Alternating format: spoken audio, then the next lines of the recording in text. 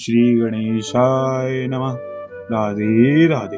तीसरा अध्याय, भगवान श्री कृष्ण का जन्म। श्रीमद् भगवद गीता में श्री भगवान कहते हैं कि उनका प्राकट्य, जन्म तथा कार्यकलाप सभी दिव्य हैं और जो उन्हें ठीक से समझ लेता है वह तुरंत ही वैकुंठ जाने का भागी बन जाता है। श्री भगवान का प्राकट्य या जन्म किसी सामान्य पुरुष का सा नहीं होता जिसे विगत कर्मों के आधार पर भौतिक शरीर धारण करने के लिए बाध्य होने पड़ता है। श्री भगवान के प्राकट्य की व्याख्या द्वितीय अध्याय में की गई है कि वे स्वेच्छा से प्रकट होते हैं। जब श्री भगवान के अवतार लेने का समय निकट आ गया तो नक्षत्रगण अत्यंत शुभ हो गए। रोहिणी नक्षत्र भी, जो फलित ज्योतिष के अनुसार शुभ माना जाता है, प्रबल था। रोहिणी ब्रह्मा के प्रत्यक्ष संचालन के अंतर्गत माना जाता है। ज्योतिष के अनुसार नक्षत्रों की उपयुक्त स्थिति के अतिरिक्त विभिन्न ग्रहों की भिन्न भिन्न स्थितियों के कारण शुभ तथा अशुभ क्षण उपस्थित होते रहते हैं। श्री कृष्ण के जन्म के समय सारे ग्रह स्वयं इस तरह स्थित हो गए कि सब कुछ शुभ बन गया। उस समय पूर्व, पश्चिम, दक्षिण, उत्तर सभी दिशाओं में शांति और संपन्नता का वातावरण था। आकाश में शुभ नक्षत्र दिख रहे थे और पृथ्वी पर सभी नगरों तथा ग्रामों या गोचरों में तथा जन जन के मन में सौभाग्य के लक्षण दृष्ट गोचर हो रहे थे। नदियां जल से पूर्ण होकर प्रवाहित हो रही थी और सरोवर में सुंदर कमल खिले हुए थे। जंगल सुंदर पक्षियों एवं मोरों से पूर्ण थे। जंगल के सारे पक्षी मधुर वाणी में गाने लगे और मयूर मयूरियों के साथ नाचने लगे। वायु अपने साथ विविध पुष्पों की सुगंध लेकर मंद मंद बहने लगी, जिसका सुखद स्पर्श मन को मोहने लगा था। जो ब्राह्मण अग्नि में यज्ञ करने के अभ्यस्त थे, उन्हें आहुति के लिए अपने अपने घर अत्यंत सुहावने लगने लगे। आसुरी राजाओं के उत्पातों के कारण ब्राह्मणों के घरों में हवनादि यज्ञ लगभग बंद हो चुके थे, किंतु अब उन्हें शांति पूर्वक यज्ञ आदि करने के अवसर प्राप्त हो रहे थे।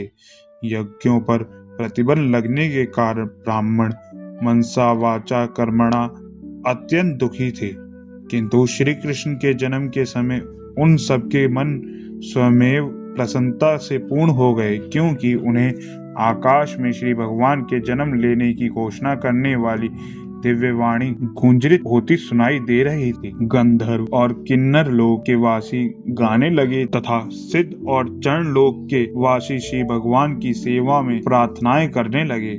स्वर्ग लोक में देवता अपनी अपनी पत्नियों तथा विद्याधर अपनी अपनी पत्नियों के साथ नाचने लगे। ऋषि मुनि तथा देवता प्रसन्न होकर फूल बरसाने लगे।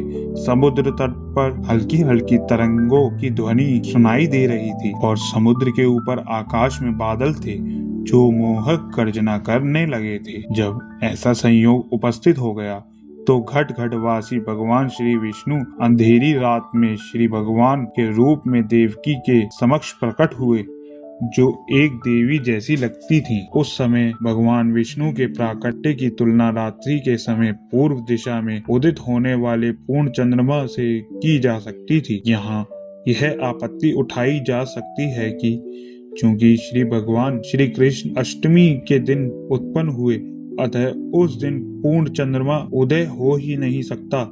इसके उत्तर में यह कहा जा सकता है कि भगवान श्री कृष्ण उस वंश में उत्पन्न हुए जो चंद्रमा की वंश परंपरा में था। अतः यद्यपि उस रात्रि को चंद्रमा अधूरा था, किंतु चंद्रमा के वंश में ही श्री भगवान के जन्म लेने के कारण चंद्रमा अत्यधिक प्रसन्न था। अतः भगवान श्री कृष्ण की कृपा से वह पूर्ण चंद्र के रूप में उदय हुआ। खमानिक्य नामक ज्योतिष ग्रंथ में भगवान श्री कृष्ण के जन्म के समय नक्षत्रों का अत्यंत सुंदर वर्णन मिलता है। उससे पुष्टि होती है कि उस शुभ क्षण में उत्पन्न यह शिशु परम ब्रह्म या परम सत्य था। वसुदेव ने उस आश्चर्यजनक बालक को देखा जिसके 4 हाथ थे, जिनमें वह शंख, चक्र, गदा तथा कमल पुष्प धारण किए था, जो श्रीवत्स चिन्ह से सुशोभित था, जो कौस्तुभ मणि की माला पहने था। पीताम्बर धारण किए चमकीले श्याम बादल की तरह लग रहा था, जिसका मुकुट वैदुर्य माणी से अलंकृत था, जो पूरे शरीर में अमूल्य बिजावट, कुंडल तथा अन्य आभूषण धारण किए था और जिसका सिर केश राशि से अलंकृत था। बालक के अद्वितीय रूप के कारण वसुदेव आश्चर्यचकित हो गए। नवजात शिशु इस तरह कैसे आभूषित हो सकता है?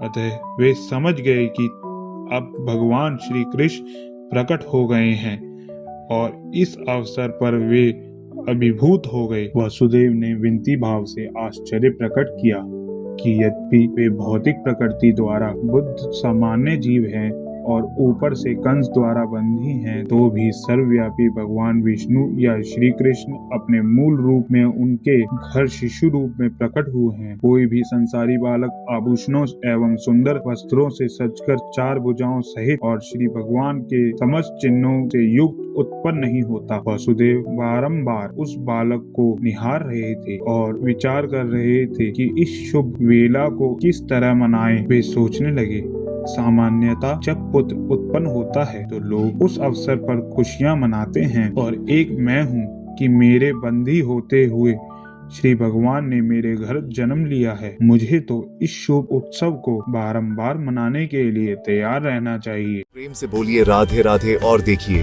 क्या जादू होता है। आपका दिल खुशी से भर जाएगा। कमेंट में लिखिए राधे राधे। इस चैनल को सब्सक्राइब करें और वीडियो को लाइक करना ना भूलें। राधे राधे।